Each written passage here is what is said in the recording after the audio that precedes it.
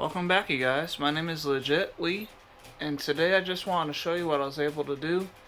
So this over here is the longer lk5 Pro 3D printer. It's a FDM 3D printer. It's basically like the clone of the CR10. I got basically both of those. This is my newest 3D printer because my CR10 is messed up, so I've been trying to work on it, but it's gonna take a little while. I need to buy some more parts, I think. But so for the longer, I got some filament from my sister's boyfriend's sister. She got me a whole bunch of PET filament, and it requires 260 degrees Celsius to be able to melt to come out of the hot end. So if you're new to the longer 3D printers, or if you have one, you will know that you can't actually heat up past 250 degrees. So I got onto the longer website. I'm going to show you right here. I went on Google first, and then I found it, and this is the information that it came up with. So if I go up so you guys can see, they have the file in here for you to download. You need to download the new firmware for it. So over here you have it for if you can't find, like, you're gonna have to connect your USB cord from the 3D printer to your computer. I had it connected to my laptop, and if you need to, you can just download those zip files that you see right there. Those are for the to drive the program, basically, or to make sure that the computer knows that it's connected. See, it says driver windows.zip file right there. But I didn't need to because I already have it. But if you go up here, I'm trying to show you. See right there, firmware update for the longer lk5 Pro upgrades, and it's for the lk4 too, but I got the lk5, so I just went down to let me just show you where it was at. This tells you, it explains how to update the firmware inside the file and everything, but I'm trying to find where I downloaded it from. I know it's on this page somewhere. Oh wait, right here. See, it says right here, the firmware update 3 for the lk5 Pro right there. You can see it. If I can zoom in a little bit here. So that right there is the firmware that I downloaded, and I could show you really quick. Let me just get over to my downloads. So that's the file that came out. It is FW and UI lk5 Pro 3_0_3_5 zip file. So I opened it up in my downloads folder, and then it'll come up like this over here. You can see it says it right there. So all I did was I got 7-zip for my unzip folders. So I used the 7-zip to extract it. I made a new file too on my computer, on my desktop, called lk5 Pro, or it's underneath 3D prints, but I had to add the file underneath that file folder that I made. So in 3D print folder on my desktop, I added lk5 Pro, as you can see here, and then in there I got this first firmware, the bottom one, that lk5 Pro 04.01. I got that one from a guy on YouTube, but that one didn't work.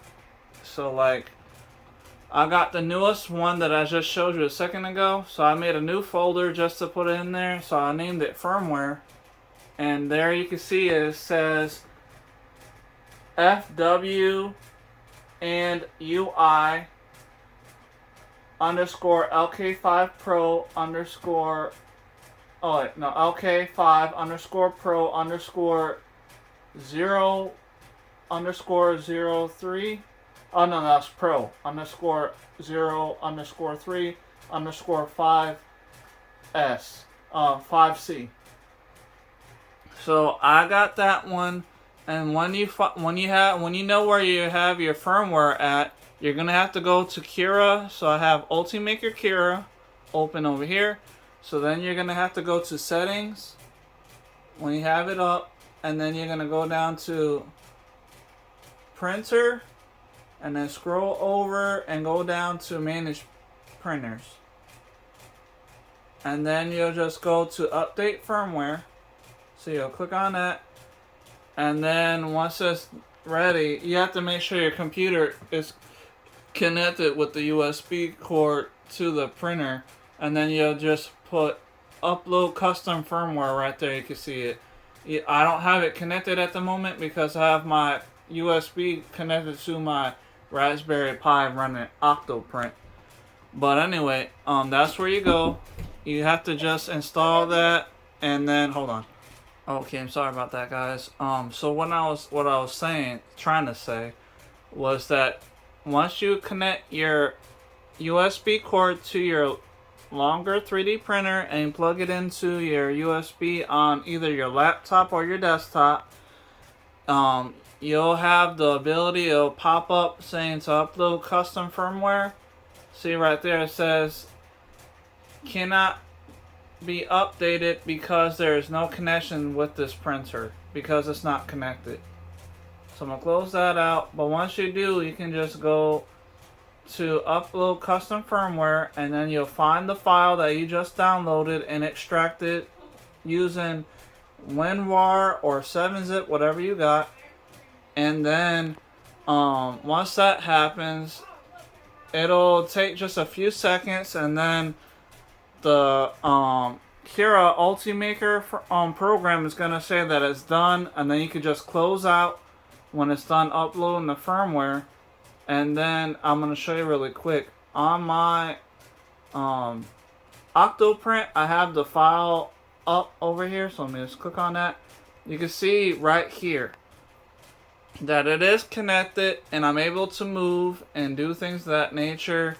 So if I wanted to move over on my left or right, I can do that on the x-axis, and then front and back is the y-axis, so that is up and down. But over there, the up and down, that's the z-axis.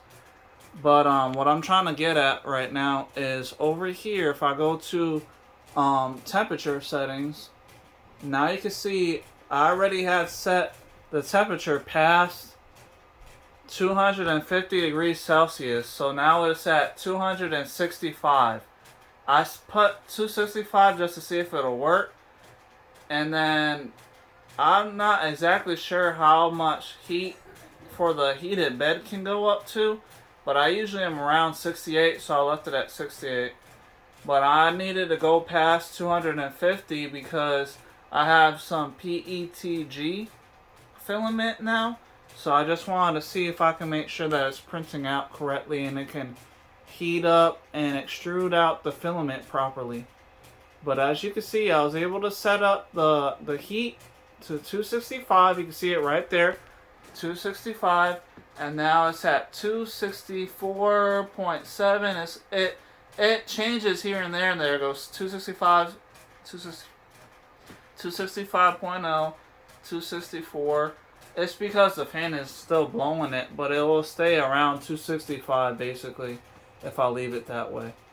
Anyway, now what we can do, I'm gonna go over to my menu or my movement settings here. It's that little remote control.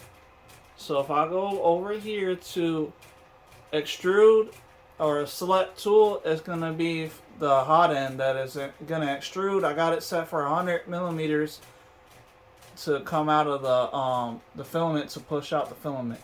So if I plus that, then matter of fact, I'll show you. So I'm gonna click on that, and there it goes.